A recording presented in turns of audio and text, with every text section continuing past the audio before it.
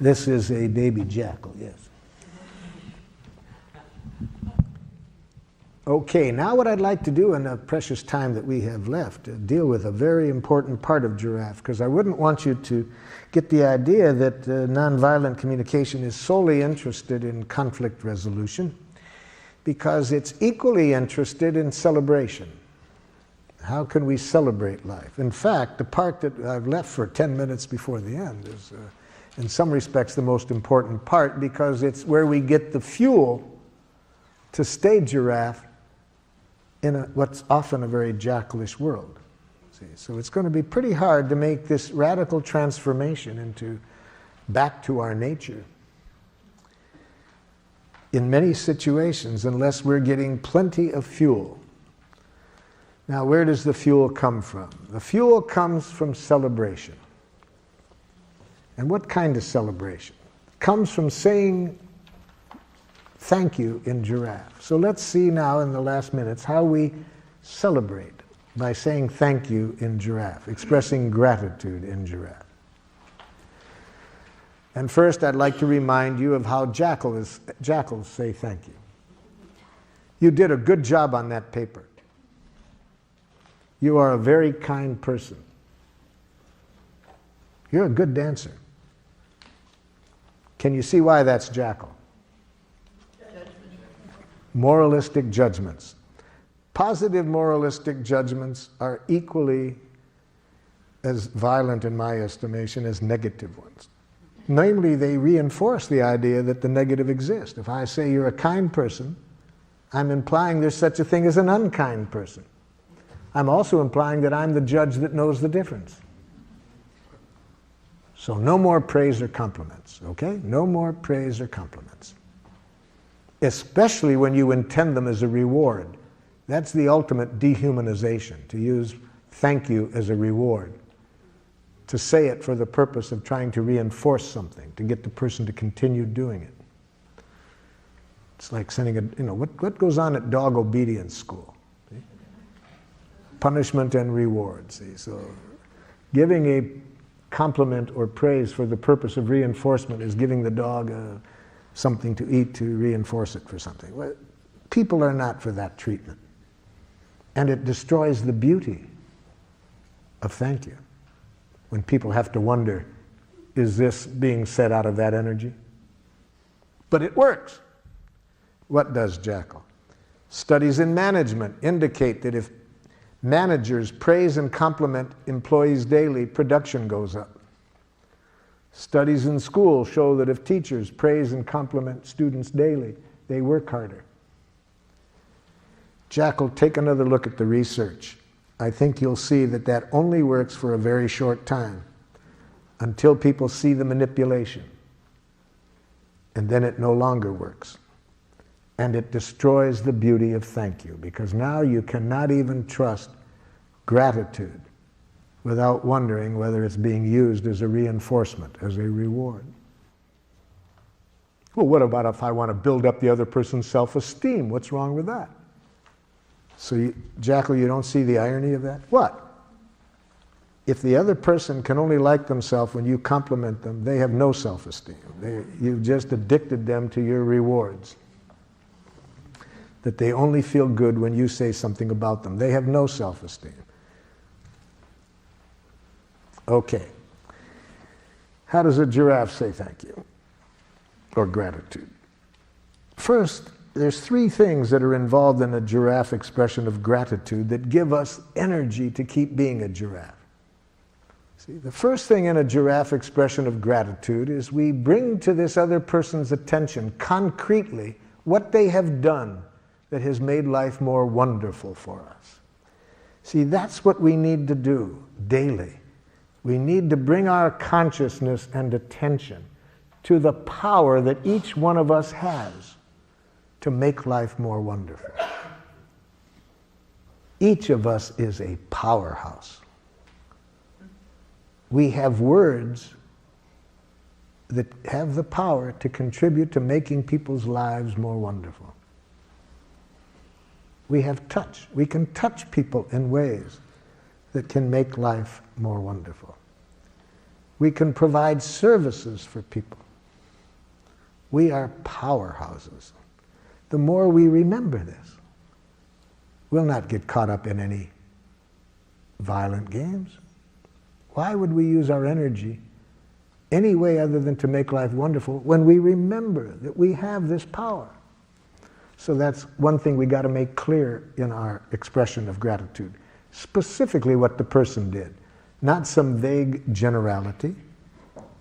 For example, a woman in Geneva, Switzerland came up to me at the end of a workshop. Here's what she said to me. "You're brilliant." I said, "It doesn't help." She said, "What do you mean?" I said, "You know, ma'am, I have been called a lot of names in my life. Really, I have. Some positive and some far less than positive. And I can never recall learning anything valuable by somebody telling me what I am. I think there's zero information value in being told what you are. And great danger, you might believe it. And it's just as dangerous to believe that you're smart as that you're stupid. Both of them reduce you to a thing. You see, we're much more than either of those. But I can see in your eyes that you want to express some gratitude. Yes, and I want to receive it, but it doesn't help me to be told what I am. Well, what do you need to hear? What did I do to make life more wonderful for you? Well, you're so intelligent. No, it doesn't help. Doesn't help. What did I do? Oh, I got you. She opens up her notebook. She showed me 2 things that I had said that she had written down. She put a big star by them. See, that helps me now. Okay, that helps me to know that somehow my saying those 2 things made this person's life more wonderful. So that's the first thing we need to say in appreciation. We need to bring to the person's attention concretely what they did that made life more wonderful. Second, at the moment we're giving the gratitude, to say how we feel at that moment about the person having done that. So I said to this woman, "Could you tell me how you feel now as a result of my having said those 2 things?" She said, "Hopeful and relieved." Oh, hopeful and relieved. That gives me much more than telling me what I am, that I'm brilliant. Just to know that somehow my saying those 2 things, now this person feels hopeful and relieved. Now when I hear the 3rd thing, I'll be able to really enjoy this gratitude. I said, "What need of yours was fulfilled by my saying what I did that leaves you feeling hopeful and relieved?" And that's the 3rd thing we need to see in a giraffe gratitude. She said, "I have an 18-year-old son. I've never been able to connect with him. It's been very painful that we never can connect, and I have needed some direction to help me connect with him. Those 2 things you said met my need for some concrete direction." So, had she expressed her gratitude in giraffe, she would have said, "Marshall, when you said these 2 things, showed me what the 2 things were. It leaves me feeling hopeful and relieved.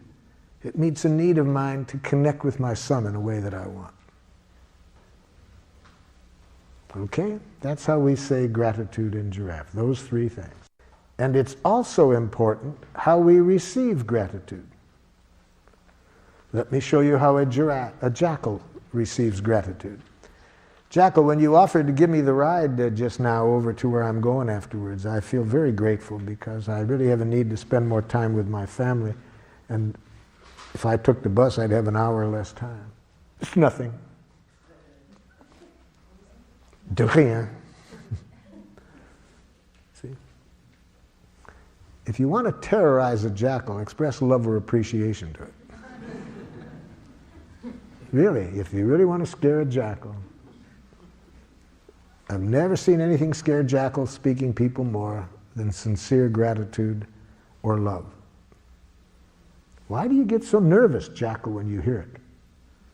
Well, I don't know that I deserved it. See, jackals have this dangerous concept in their head, deserve. It's a very violent concept. See, it implies that you have to deserve appreciation. You do deserve punishment if you behave in a certain way. See, the concept of deserve is a key ingredient in a violent way of life. If you believe in deserve, you think certain things are worth things, and you'll set up a very destructive economic system.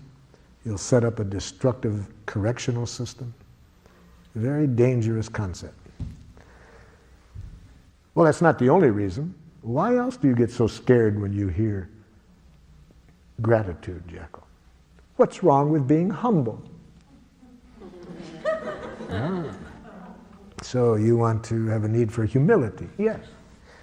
Well, you know, Jekyll, there's different kinds of humility. I'm afraid that your kind is a Jekyll humility. I think your kind is the kind that Golda Meir, the Israeli prime minister, was reacting to when she said to one of her politicians, "Don't be so humble, you're not that great."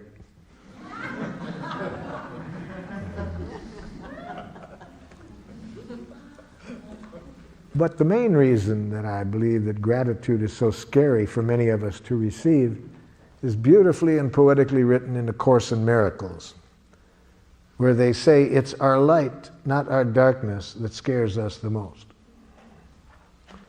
See, having been educated in this jackal way to hate ourselves, to think there's something wrong with us, it's a big jump to really see what I was saying, that we have enormous power to make life wonderful. And there's nothing we enjoy doing more than exercising that power. That's unfortunately, a pretty big jump for us to come to, but we can come to it. So that's how we say gratitude: observation, feeling in need, same literacy. Make sure it's coming from the heart to celebrate, and never to praise, compliment, reward. So any last comments or questions before our time runs out? I'm grateful for all your time and attention today.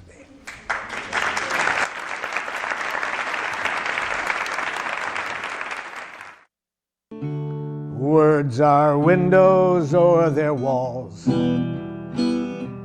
They sentence us or set us free.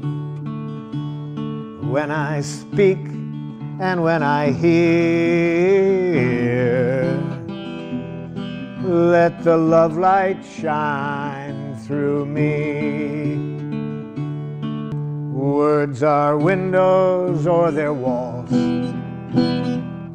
They sentence us or set us free. When I speak and when I hear, let the love light shine through me.